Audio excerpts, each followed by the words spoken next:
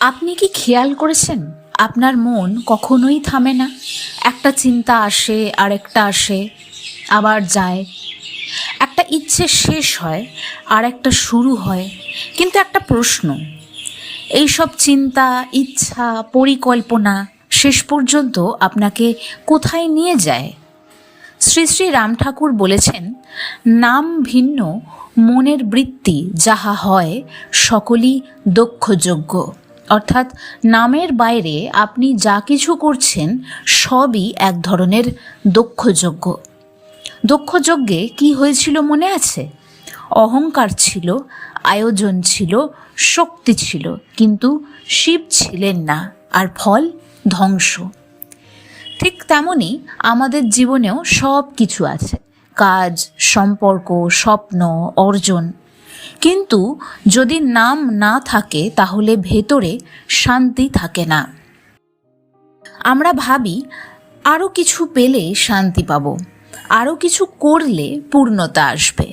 কিন্তু সত্য হলো, মন যত বাইরে দৌড়বে ততই অশান্তি বাড়বে। কারণ মন নাম ছেড়ে যত দূরে যায় ততই সে নিজের কেন্দ্র হারিয়ে ফেলে। তাই ঠাকুর বলছেন, যজ্ঞ ভ্রষ্ট হইয়া যায়, নামই থাকে। আপনার জীবনের সব কিছু একদিন বদলে যাবে। শরীর বদলাবে, সম্পর্ক বদলাবে, পরিস্থিতি বদলাবে। কিন্তু যদি একবার নাম হৃদয়ে বসে যায়, সেটা আর হারায় না। কারণ নাম কোনো জাগতিক জিনিস নয়। ঠাকুর বলছেন, নামের আবরণ নেই, নাম মুক্ত। আপনার মন ঢাকা পড়ে যায় মায়ায়, অহংকারে, ভয়ে। কিন্তু নাম কখনো ঢাকা পড়ে না, কখনো আটকে থাকে না। নাম সব সময় মুক্ত। আর এইখানেই সবচেয়ে বড় রহস্য। আপনি যা ধরবেন আপনি ঠিক তেমনটাই হয়ে যাবেন। একটা খুব সুন্দর কথা আছে, আমরা যাকে চিন্তা করি তার ভাব পাই।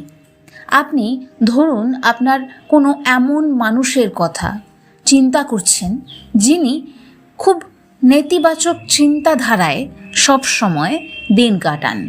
আপনি যে মুহূর্তে তার চিন্তা করবেন, তার ওই নেতিবাচকতাটা আপনার মধ্যে চলে আসছে আপনার অজান্তেই, শুধুমাত্র আপনি চিন্তা করছেন বলেই।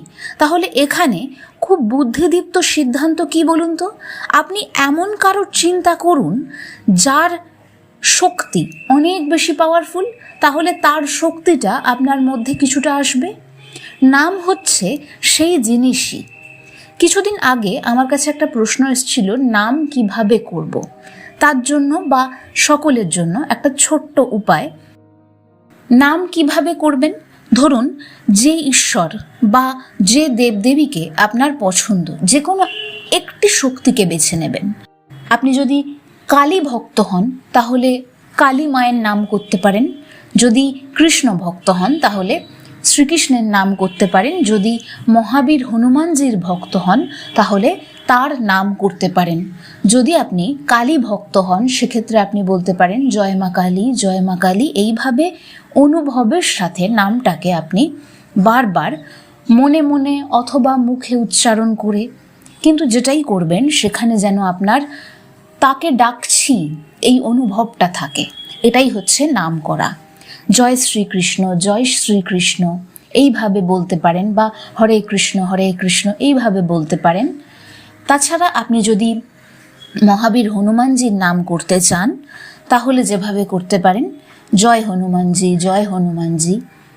শ্রী শ্রী রাম ঠাকুর বলেছেন রাম নাম করার কথা, তাহলে সেক্ষেত্রে জয় শ্রীরাম এইরকম বলতে পারেন। অথবা শুধু রাম শব্দটাই অনুভবের সাথে এমনভাবে উচ্চারণ করতে পারেন যেন আপনি তাকে ডাকছেন। এটাই হচ্ছে ঠিকঠাকভাবে নাম করা। তাহলে নামের মধ্যে দিয়ে আপনি সেই শক্তিকে আহ্বান করছেন যার শক্তি আপনার থেকে অনেক অনেক গুণ বেশি। তার ফলে আপনার মধ্যে সেই ভাব আসছে। আপনি কিন্তু সেই সুবিশাল শক্তিটার সাথে নিজেকে সংযুক্ত করছেন। আপনার চেতনা আরও বেশি জাগ্রত হচ্ছে। ঠিক সেই কারণেই এই কথাটা উঠে আসে, আপনি যা ধরবেন আপনি তেমনই হয়ে যাবেন, আপনি যা ভাববেন আপনি ঠিক তেমনই হয়ে যাবেন। আপনি যদি মনকে ধরেন যে আপনি অশান্ত, আপনি যদি দেহকে ধরেন আপনি খুব ভয় পাবেন, কিন্তু আপনি যদি নামকে ধরেন তাহলে শ্রী শ্রী রাম ঠাকুর এর উত্তর দিয়েছেন, নামের সহিত মুক্তি পাওয়া যায় এটি জানবেন।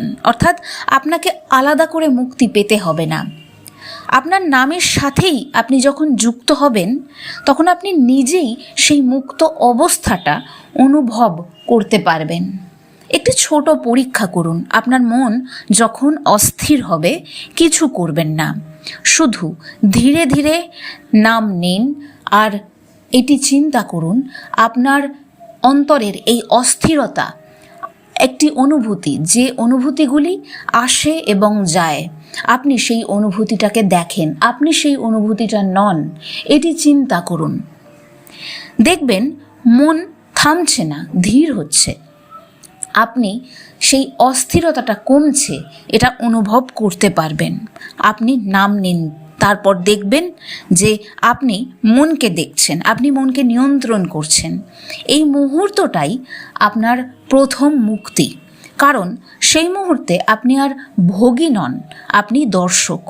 হয়তো সেই কারণেই ঠাকুর এত সহজ করে বলেছিলেন, নামই একমাত্র পথ, বাকি সব দক্ষযোগ্য। শেষে শুধু একটা কথা, সব কিছু ছেড়ে দিতে হবে না, শুধু নামটাকে ধরতে হবে, কারণ সব কিছু চলে যাবে, নাম থাকবে। জয় রাম, জয় গোবিন্দ।